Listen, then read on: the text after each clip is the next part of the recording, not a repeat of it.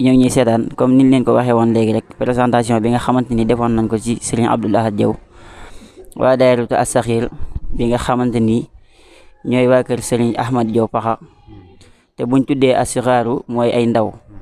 nag mën naa doon lu ne waaye ñii doon ay ndaw yoo xamante ni ñi ngi féete ci beqen mati Cheikh Ahmadou Diaw pakha as-Sultaanu Arifin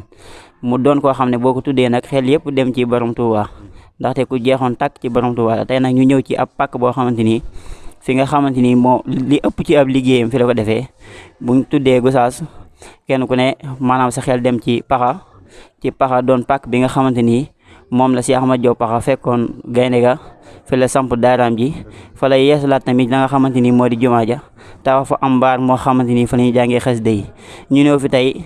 sëriñ bi gën a tawféexal mbir yi ñu fekk fi Serigne Abdoul Ahad mi nga xamante ni li ko dalee 2010 ba léegi moo ngi féete ci jumaa ji doon fi imam di ko defee comme ni nga xamante ni moom la ko sëriñ bi bëggee moo nekkee fi nag ci ndigalul sëriñ bi ñu fekkaat fi ki nga xamante ni mooy sëriñ Cheikh Fall oustaz moom it képp koo xamante ni gis nga ko xàmmee nga ko ci ëttub sëriñ mu Diaw pakha ndaxte ku géeju sëriñ mu Diaw pakha la tamit ku ci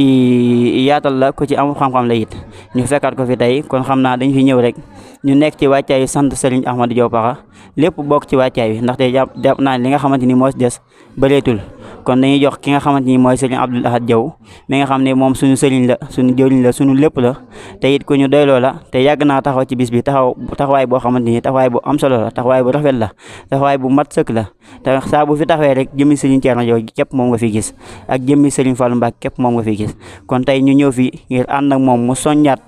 taalibe yi nga xamante ni ñooy as-Sakhaaru yi nga xamante ñooy liggéey ci kër Cheikh Ahmadou Diaw pakha mu gën leen a soññaat ci Cheikh Ahmadou Diaw pakha gën a ñaan la Serigne Thierno Diaw pakha mu yàgg fi loolu te ànd ak wér kon Serigne Abdoul Ahad bismillah